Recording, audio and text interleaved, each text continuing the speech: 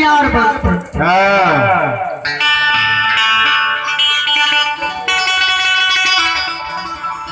लीला भारी गोसा बाबा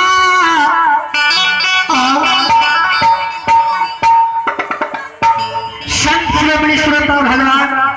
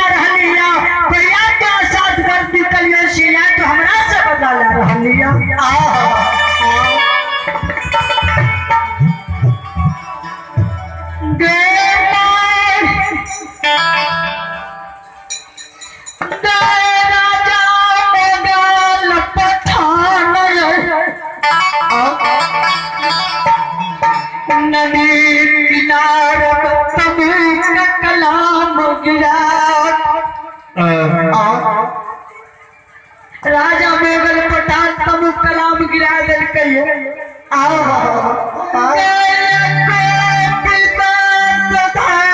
लक्ष्मी का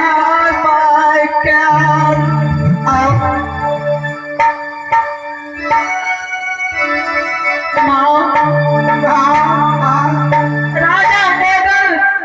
पठान सिपाही के को बिना क्या देता है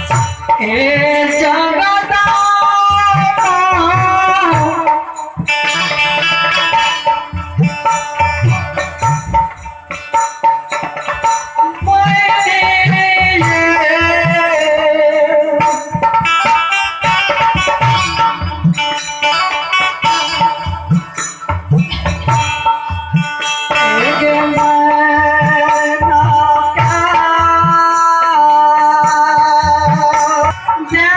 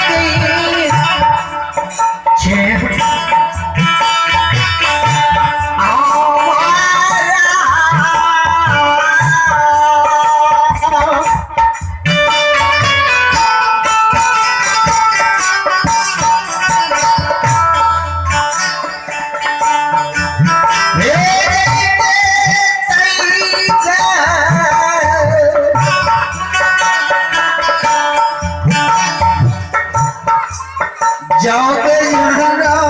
दीजिएगा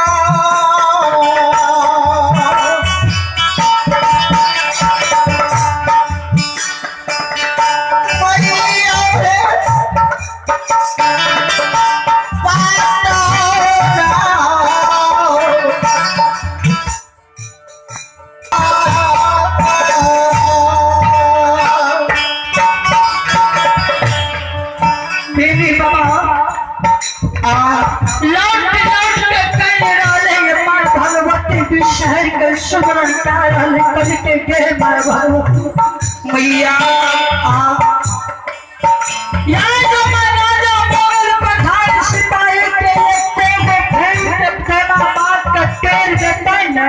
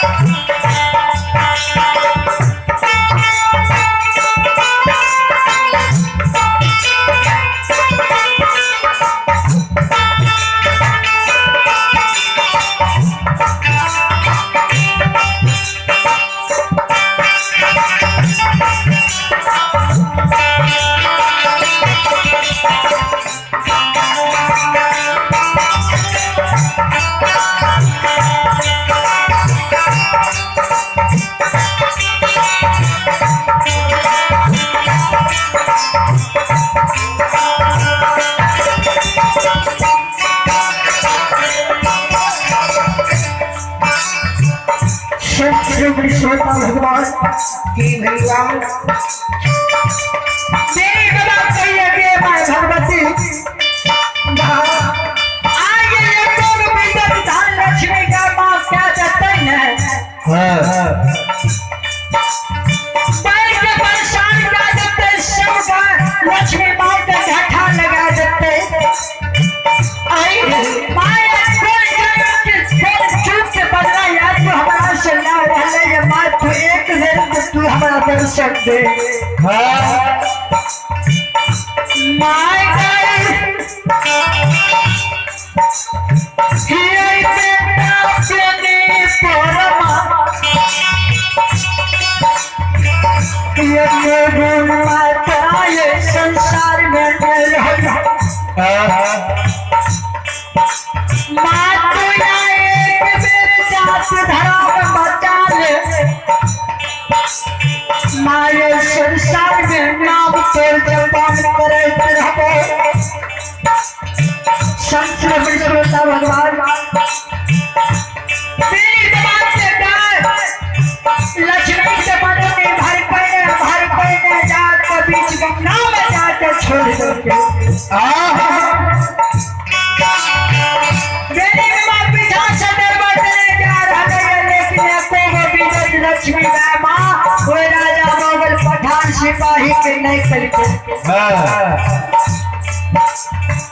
तातक में मेरी दरबार धान लक्ष्मी माँ के पीछा दरबार देने गंगा नदी किनारे पहुंचे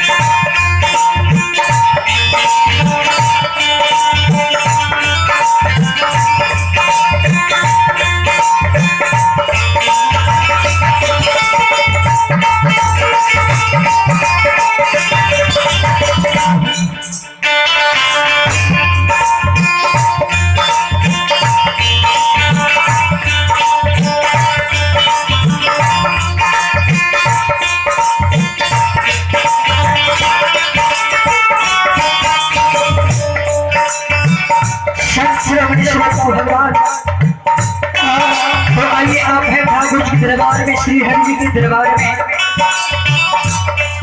राणा जी कुमार एवं राणा कुमार,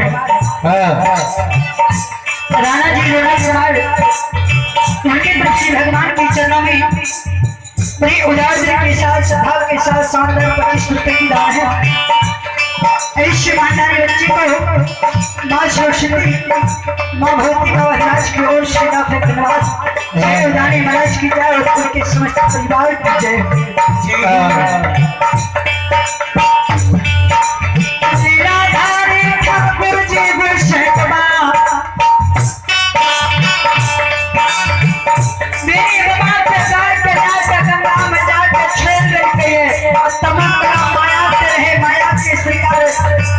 हमारे समझ लगते। मैंने बाबा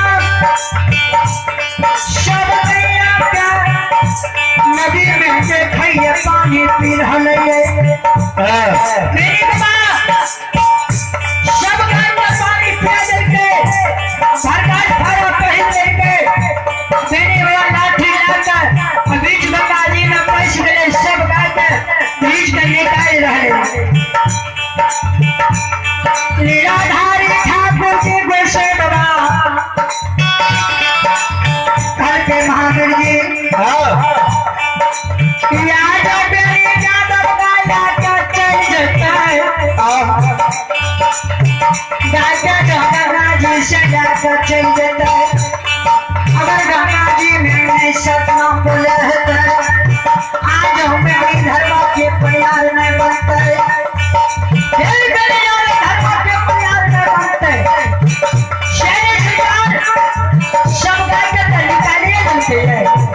एक गाय के बच्चा के कुछ थाल की जगह फंसा के अपने बेटी निकालते, माया के रचना में गाड़ी के लीला कर देखने चलिए।